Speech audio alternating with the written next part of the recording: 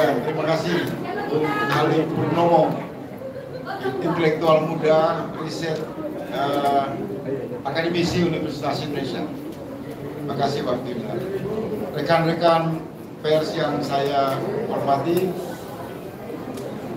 selamat siang, salam sejahtera, assalamualaikum warahmatullahi wabarakatuh.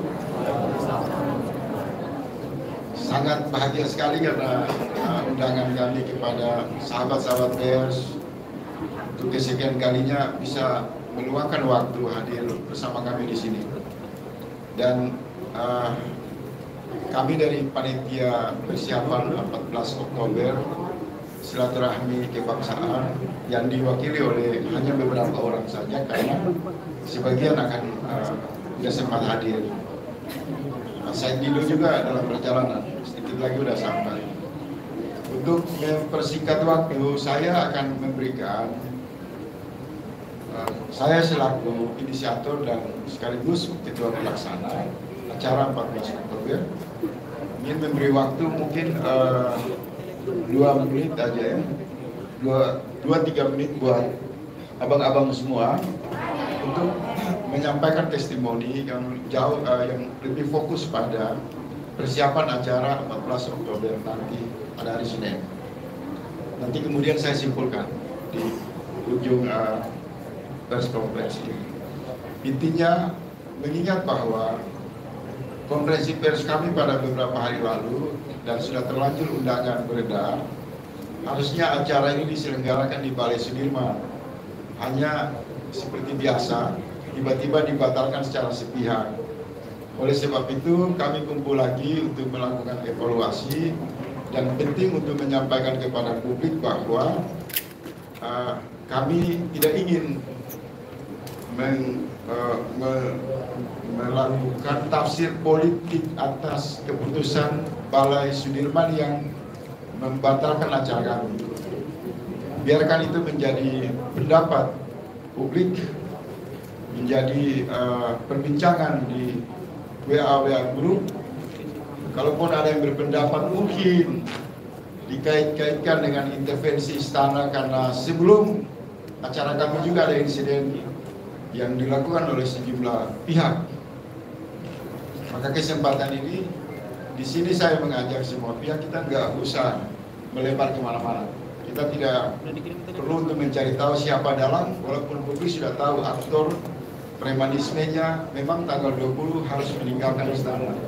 Jadi Pak Jokowi dan kawan-kawan, acara silaturahmi kebangsaan ini akan dilakukan secara apa adanya, mengalir, dinamis. Ini hak warga negara menggunakan hak konstitusi untuk menyelenggarakan forum kebersamaan anak bangsa. Semoga nanti setelah acara ini pindah ke Bidakara tidak ada gangguan dari tangan-tangan kekuasaan maupun pihak-pihak lain yang tidak senang anak bangsa berkumpul.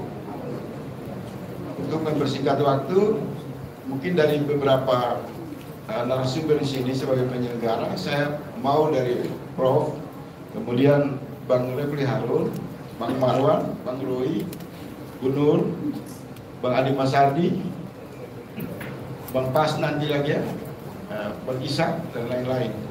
Waktu saya persilakan 2-3 menit saja supaya kita rampung untuk pesan ini kuat sampai ke publik menyangkut dengan insiden pembatalan sepihak oleh Balai Sudirman, dan kami tetap bergerak maju untuk melaksanakan di Bidakara. Dan mungkin ada penambahan pentingnya acara ini dengan tujuan-tujuan pertemuan para tokoh tersebut, baik dari perspektif politik, hukum, maupun isu-isu yang menyangkut penegakan hukum. Waktu dan tempat saya serahkan kepada Prof. Antoni Budayawan.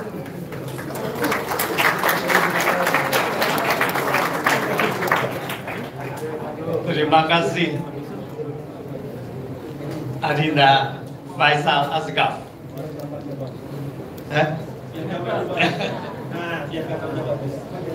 Siap. Agak sedikit malu-malu. Kita sudah nanti-nantikan kehidupan berbangsa dan bernegara ini selama 10 tahun ini hancur lebur. Dan hancur lebur ini adalah bukan karena ketidakmampuan, tetapi karena kesengajaan secara sadar. mereka melanggar, Jokowi melanggar peraturan, undang-undang dan sebagainya. Pak Zaid. Lalu kemudian Pak Jokowi dengan memamerkan kekuasaannya seolah-olah ini adalah tanpa bisa tersentuh oleh hukum. Oleh karena itu, pada 20 Oktober ini akhirnya Jokowi akan menjadi masyarakat sipil, dan kita harus mengapresiasi inisiatif mengenai silaturahmi kebangsaan ini adalah mengingatkan bahwa semua orang harus sama di depan hukum, harus berani mempertanggungjawabkan di depan hukum. Nah, jadi ini adalah mengingatkan 14 Oktober adalah konsolidasi dari kebangsaan untuk meminta pertanggungjawaban secara hukum kepada Jokowi agar kehidupan bangsa dan negara ke depannya akan menjadi normal kembali dan mengikuti konstitusi yang sudah diacak-acak. Saya rasa ini adalah momentum yang sangat penting untuk kita semua bangkit kembali. Semoga hukum dapat ditegakkan kembali. Terima kasih.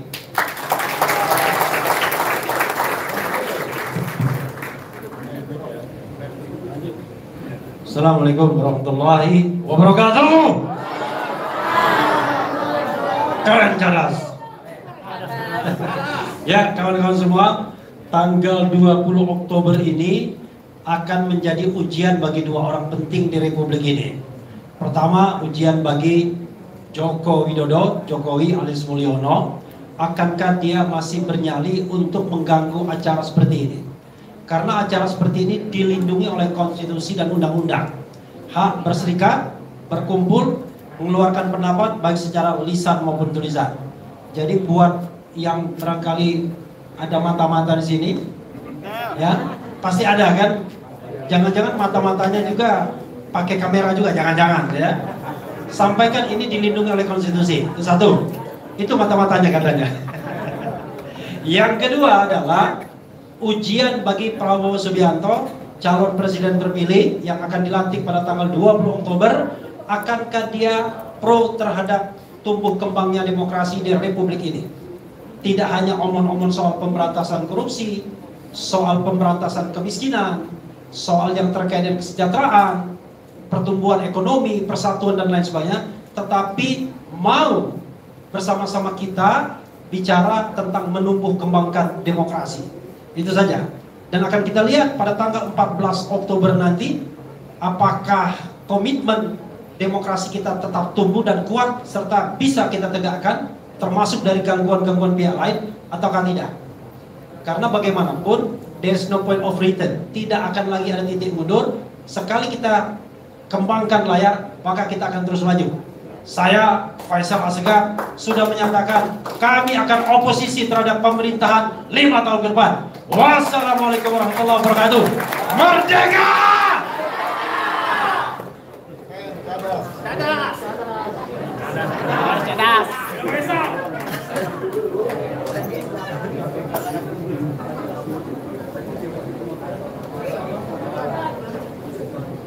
Ya, terima kasih Bang Faisal sudah mengundang kami dari petisi 100 untuk mengingatkan saja bahwa bagi Jokowi dan antek-anteknya, petisi 100 sudah meminta pemakzulan Jokowi sejak bulan Juli 2023. Nah, ternyata gerakan ini makin ke belakang, semakin masif, dan rakyat yang mendukung supaya pemakzulan itu akan segera dilaksanakan atau harus dilaksanakan itu semakin besar.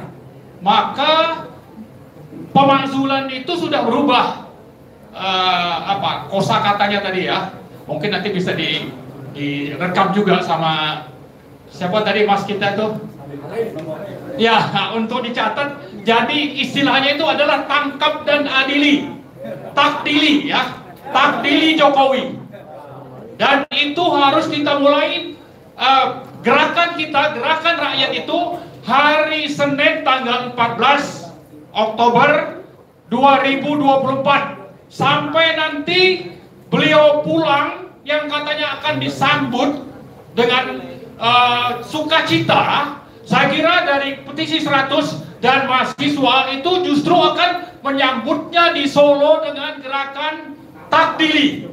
Takdili Jokowi, takdili Jokowi, takdili Jokowi, mulai Senin sampai nanti akhirnya Jokowi ditangkap. Saya kira itulah acara kita pada hari ini untuk memulai momentum takdili Jokowi sampai nanti Joko Widodo akhirnya masuk penjara. Jadi Mulyono kita harapkan masuk penjara sebelum Desember 2024. Terima kasih. Assalamualaikum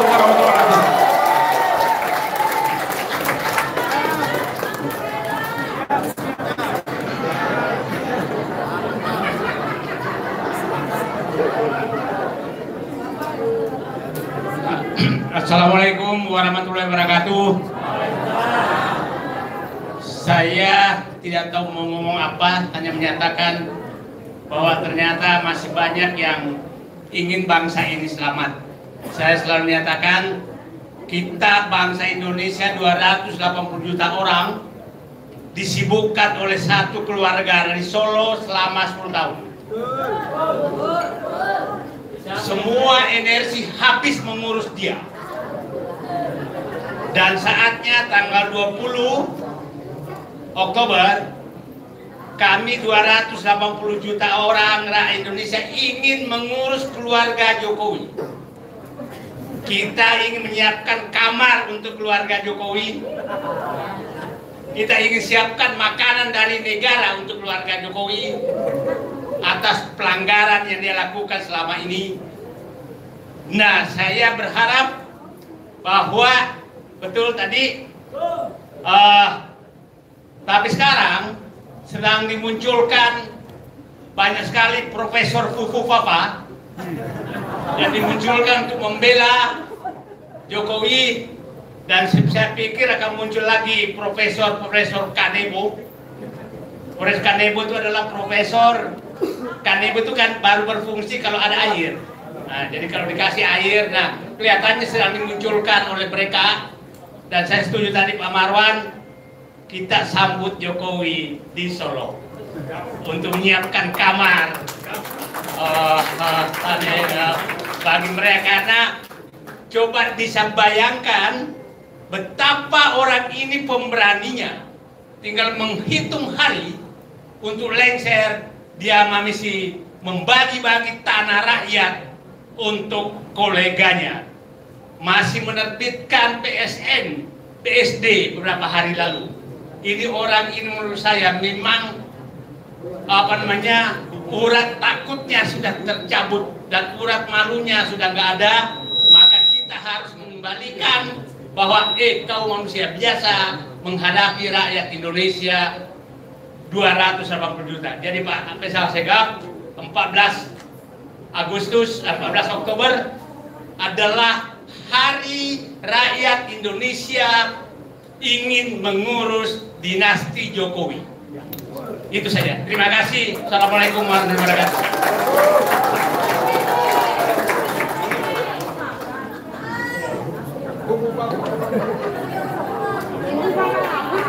Terima kasih. Oh ya, kata Bang Refli, kita harus nyanyi dulu. Hidup sehat, rasa lezat, dunia cerah, fufu fafa susu penjara. Lagi ya.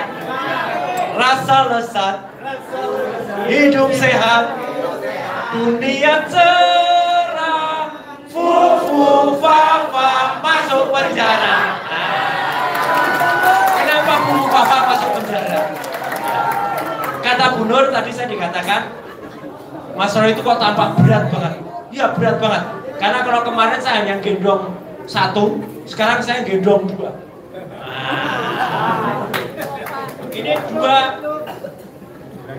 dua yang bikin keonaran, bikin berat. Ini anak-anaknya Mulyono. Ya. Yang satu ini, Gareng ini berani bikin kaos judulnya Putra Mulyono. Kita di sini semua adalah korbannya Mulyono ini. Nah, ini korbannya Mulyono.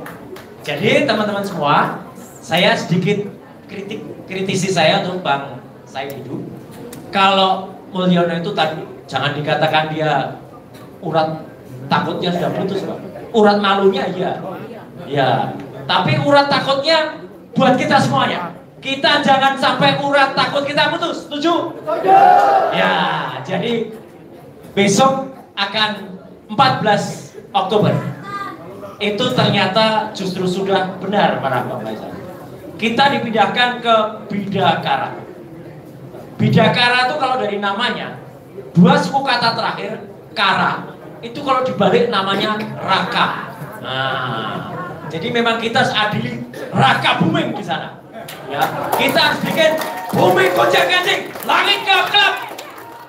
Indonesia harus diselamatkan dari perilaku Gareng Petro dan Petro yang jadi raja sekarang ini. Itu harus dihadiri dan kita jangan sampai putus urat malunya, urat takutnya. Terima kasih.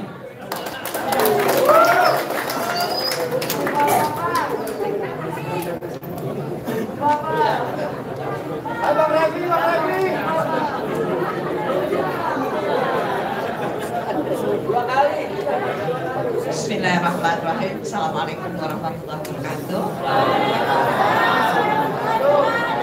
Terima kasih undangannya. Saya bangga berada di sini. Ya, karena di sini sekarang ada Ananda, semua ini lihat coba bapak-bapak, ibu-ibu ya, Ananda sekalian. Kenapa saya hadir pada kali ini sebagaimana saya hadir yang lalu? Karena saya merasa sangat shock ketika mendengarkan yang lalu kita sudah bicara bahwa 14 Oktober itu akan diadakan di Balai Sudirman, kemudian dipindahkan. Saya merasa, saya berharap ini Pak Jokowi tidak tahu. Saya berharap, ya. Jadi kita berharap begitu. Ini bisa kita wujudkan, ya. Kita bisa buktikan kalau Pak Jokowi tidak tahu dengan mampu terselenggaranya acara 14 Oktober 2024 ini di Bidakara jam 12 siang. Jadi kami sangat berharap karena Kementerian Luar Negeri setiap tahun melakukan pertemuan internasional yaitu Bali Demokrasi Forum. Artinya demokrasi itu seharusnya tidak mati di Indonesia. Karena kita bangga menjadi negara demokrasi terbesar ketiga di dunia dengan mayoritas penduduknya Islam. Nah, demokrasi tidak boleh mati. Karena demokrasi yang kita punya, yang dari rakyat untuk rakyat, itu harus terus dipertahankan. Kenapa saya prihatin? Hampir semua prihatin dengan 3 hal menurut saya.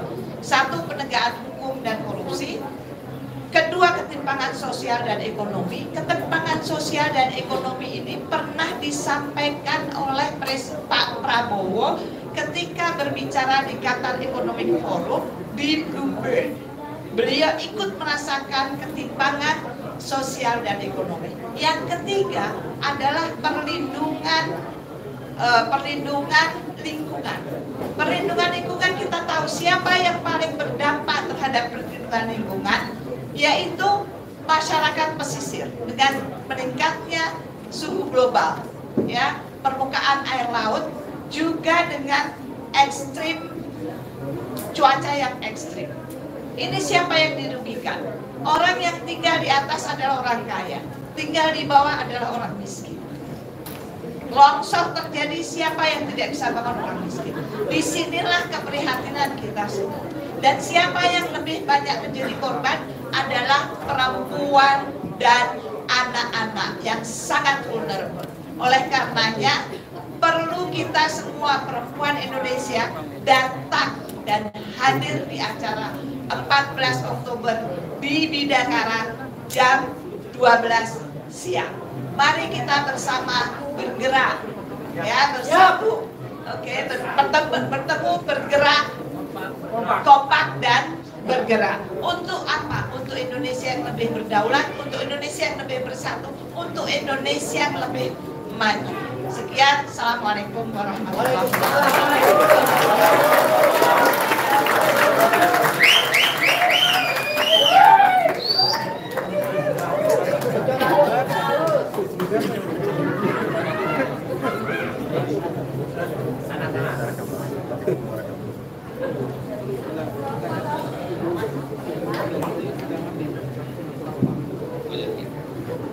Assalamualaikum warahmatullahi wabarakatuh. Saudara-saudara sebangsa setanah air, saudara-saudara sebangsa tanah air, hari ini kita semua sedang menyaksikan proses bersatunya masyarakat sipil, kelompok civil society. Belum pernah terjadi sejak reformasi masyarakat sipil bersatu seperti hari ini dan ke depannya. Kita lihat misalnya kemarin ada ratusan guru besar yang mendukung Mahkamah Konstitusi dalam judul Amicus Curiae. Kemudian juga ada teman-teman yang membuat dirty vote. Kemudian ada di luar negeri, ada kalangan intelektual kita yang tergabung dalam forum tanah air bersatu. Hari ini kalangan akademisi, guru besar, kaum pergerakan, mahasiswa, kaum buruh sudah bersatu. Karena selama ini kita salah dalam merespon pemerintahan. Kemarin itu setiap ada kesalahan kita abai, kita tidak segera mengingatkan. Dan hari ini masyarakat civil society bergerak bersatu, berkumpul untuk menyatakan sikapnya, untuk menjaga bangsanya. Dan sebagai momentum adalah mengadili bekas presiden kita, Presiden Republik Indonesia Joko Widodo, karena melakukan kelalaian, kesalahan-kesalahan yang luar biasa besarnya. Meskipun juga ada dua jasanya yang lumayan bisa kita catat, yaitu pertama, pemerintahan Joko Widodo itu membawa bangsa ini ke dasar persoalan yang paling berat. Tidak akan ada lagi persoalan yang lebih berat daripada hari ini. Dan kedua, menjelaskan kepada kita semua bahwa di Indonesia itu hanya ada terjadi dua kelompok yang tadinya terpolarisasi menjadi agama, suku dan lain-lain. Sekarang hanya tinggal dua saja, Pak Asegaf, yaitu orang baik dan pendukung Joko Widodo. Jadi tanggal 14 ini langkah pertama civil society dan masyarakat dan rakyat semua untuk berkumpul, bersatu, bergerak untuk menyelamatkan bangsa ini. Dan ini juga sekaligus mengingatkan ke depan, pemerintahan ke depan, bahwa rakyat Indonesia, civil society, akademisi dari kampus-kampus, mahasiswa dan kaum buruh yang lain sudah bersatu untuk menjaga Republik Indonesia, untuk agar tetap bisa mencapai cita-cita kemerdekaan yang dilakukan oleh para founding parent kita untuk mencapai kesejahteraan rakyat Indonesia. Oleh sebab itu, kita tidak ada cara lain kecuali menyambut gerakan yang tanggal 14 Oktober besok sebagai awal dari masyarakat bersatunya masyarakat sipil Indonesia untuk menjaga Republik Indonesia. Terima kasih. Wassalamualaikum warahmatullahi wabarakatuh.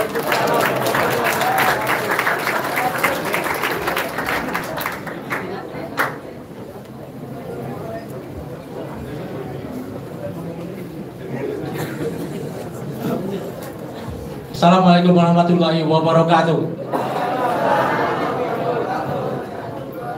Saudara-saudara sekalian, di sini saya mau mengundang kawan-kawan saya dari alumni UI, Forum Aksi dan teman-teman jaringan aktivis pro demokrasi untuk datang tanggal 14 Oktober di Bidakara. Tamu kebangsaan kita ini perlu kita lakukan bersama secara kompak dan bergerak. Saya kemarin sudah bikinkan video penguasa, wakil rakyat, dan konglomerat. Inilah segitiga yang membuat kebangkrutan negara kita ini benar-benar terjadi selama 10 tahun. Dan kita seperti kehilangan kemampuan untuk mengoreksinya pada saat dia sedang berkuasa. Dan sekarang jangan kira dia sudah selesai, belum. Kemarin dia mampu membuat pengadilan MK tidak berani memutuskan tuntutan dari PDIP masalah Wapres Gibran diundur tanggal 24, artinya ditunggu orang ini dilantik dulu. Padahal itulah persoalannya. PDIP tidak ingin Gibran dilantik karena majunya dengan melanggar konstitusi. Ini tidak bisa dibiarkan anak haram konstitusi ini memimpin bangsa kita. Selesai. Ada banyak presiden di dunia ini ya, seperti Ceausescu yang tidak pulang setelah selesai masa jabatannya itu, ditangkap. Di Rumania itu mahasiswa yang menangkapnya, dimasukkan ke tahanan, kemudian diambil lagi oleh mahasiswa karena takut bila dibawa ke pengadilan, pengadilan akan mengampuninya.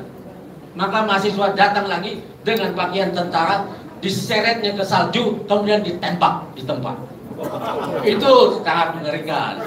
Kita pasti tidak seperti itu, tapi ada kemungkinan mahasiswa ini sudah sangat marah, ya, yang selama ini kaum milenial tersudut, ya, di pinggir-pinggir cuma bermain dengan kaset, dengan HP-nya, menjadi pahlawan sendiri di dunia cyber, tapi jarang turun ke jalan. Nah, besok mari kita datang semua. Wassalamualaikum warahmatullahi wabarakatuh. 14 Oktober.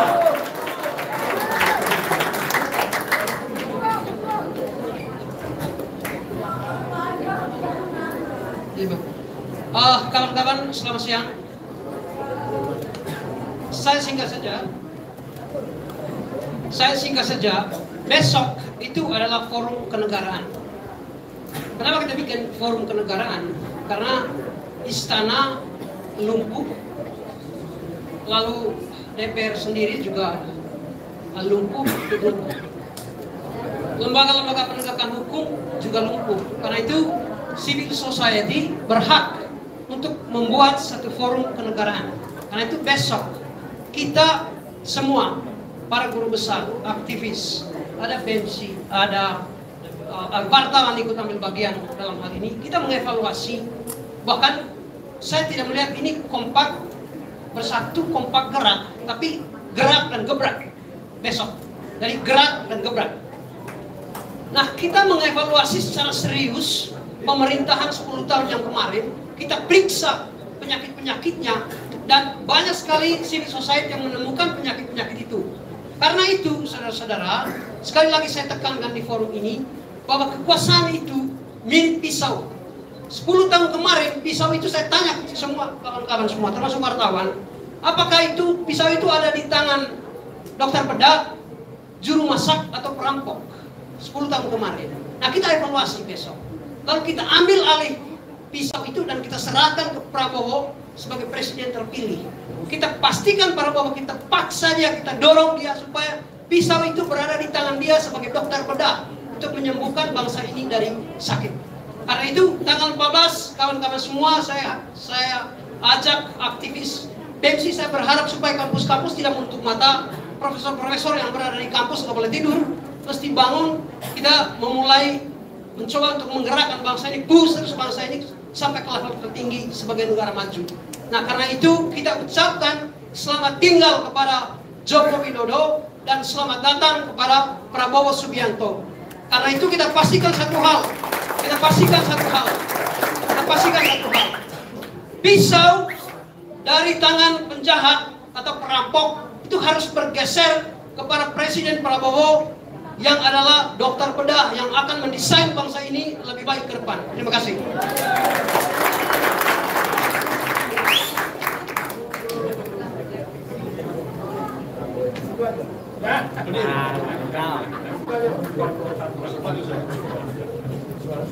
Bismillahirrahmanirrahim. Assalamualaikum warahmatullahi wabarakatuh. Yang pertama saya mengucapkan hormat dan bangga kepada Abang Faisal Assegaf sebagai inisiator pejantan tangguh yang luar biasa untuk bangsa ini. Juga hormat dan bangga kepada Hotel Bidadara yang memberikan ruang. Karena satu hal yang paling menjadikan kita miris, Balai Sudirman yang kemarin sudah direncanakan, oke, tapi ternyata batal. Artinya di Republik kita sekarang masih banyak dikuasai oleh orang-orang yang masih terjangkit virus-virusnya rejim selama 10 tahun. Dan itu menyebar kepada seluruh pemimpin-pemimpin yang ada di Republik ini. Ya, semua institusi, hampir semua masih terbawa virus-virus itu. Maka saya berharap kepada para antek-antek, para pengikut-pengikutnya rejim Mulyono ini segera bertobat. Segera bertobat karena masalah akan berakhir. Ya. Hapuskan semua virus-virus yang ada di badanmu itu. Ya. Mandi wajib, mandi bersih. Setelah itu berwudu, sholat tobat. Bagi yang muslim, yang non muslim silakan sucikan dirimu. Karena setiap masa ada orangnya, setiap orang ada masanya. Tentunya kita semua berharap Bapak Prabowo nanti ketika memegang tongkat komando kepemimpinan, dia tidak meleset daripada buku karyanya Paradok Indonesia, sehingga negeri ini betul-betul menjadi negeri yang berdaulat untuk rakyat dan bangsanya. Terima kasih.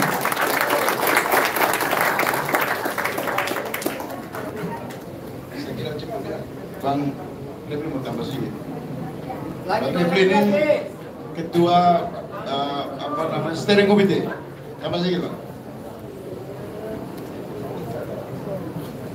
Iya, kawan-kawan semua, kalau ada euforia di sini macam-macam, itu tentu aspirasi yang sudah menggumpal selama 10 tahun begitu ya.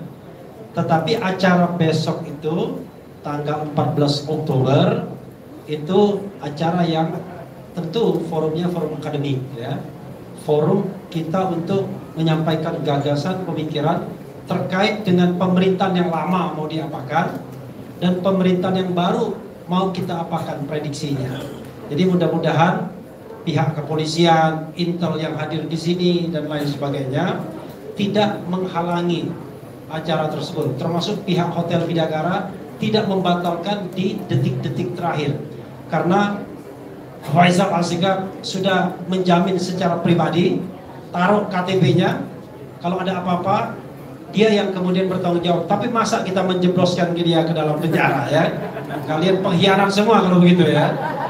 Kita mau bikin acara difasilitasi orang malah kemudian kita jebloskan dia dalam penjara. Jadi karena itu kita buat besok damai tapi keras, tegas, jelas, akademik, ilmiah. Semua kita tumpahkan tanpa tedeng alik-alik, tetapi jangan membuat hal-hal yang menjadi jalan bagi pihak keamanan, preman dan lain sebagainya untuk membubarkan kegiatan.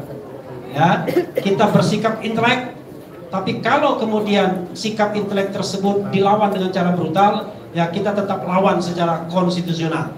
Brutal versus konstitusional, pasti menang kita, insya Allah. Wassalamualaikum warahmatullahi wabarakatuh.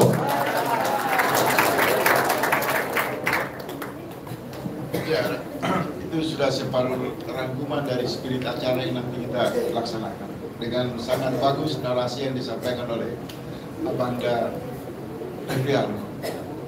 Mengakhiri diskusi ini saya menyampaikan pesan yang pendek saja bahwa insya Allah persiapan acara tanggal 14 Oktober di Hotel Bidakara, Pancoran, Jakarta sudah disiapkan secara matang.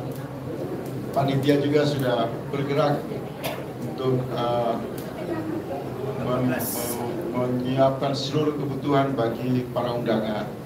Acara ini kita berharap sebuah partisipasi yang datang dari elemen mahasiswa, akademisi, dari ibu-ibu rumah tangga, dari warga yang memiliki kesamaan pandangan. Saya atas nama Ketua Pelaksana dengan sangat terharu dan sekaligus menyampaikan rasa puji syukur yang sangat dalam. Kerja keras kawan-kawan membuahkan hasil dan tinggal selangkah lagi. Saya berharap sikap egaliter kita di panitia tetap kita pertahankan. Kita buka forum pada tanggal 14 itu untuk menjamu para tokoh para perwakilan-perwakilan ormas, perwakilan-perwakilan gerakan, kita jadikan sebagai ajang benar-benar di dalamnya mengandung energi silaturahmi yang dibutuhkan bangsa ini setelah 10 tahun terjebak dalam politik kotak-kotak Mulyono. Saya juga menghimbau kepada aparat keamanan untuk terus menjalan koordinasi dengan pihak panitia. Kita pastikan acara berjalan secara damai, sejuk, dan kondusif.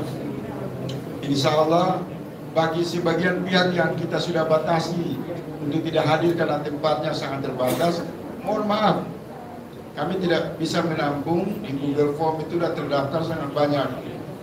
Jadi kita agak batasi dari luar kota itu supaya tidak terlalu membludak dan nanti bisa menimbulkan sesuatu yang kita tidak inginkan. Dari tempat ini saya menyampaikan terima kasih dan sekali lagi mengajak kepada semua sahabat pejuang keadilan yang berada di luar sana. Ini satu kesempatan untuk kita merajut kebersamaan, satu peluang untuk kita bangkitkan rasa persaudaraan berbangsa, untuk mari berjalan menyongsong terbitnya perubahan dengan pergantian kekuasaan baru. Adapun penyampaian sikap moral yang bersifat tegas kami tampung dan itu dijamin oleh hak konstitusi. Tapi di acara nanti saya inginkan para tokoh-tokoh dapat menyampaikan secara visioner, secara konstruktif, dan akan juga dirumuskan dalam bentuk satu pernyataan sikap bersama yang nanti dibacakan oleh Dr. Said Dido. Demikian konferensi pers pada hari ini. Atas dukungan dan partisipasi kawan-kawan semua, lebih khusus sahabat-sahabat pers, kami dari hati yang tulus menyampaikan terima kasih. Wabillahi taufiq, assalamualaikum warahmatullahi wabarakatuh.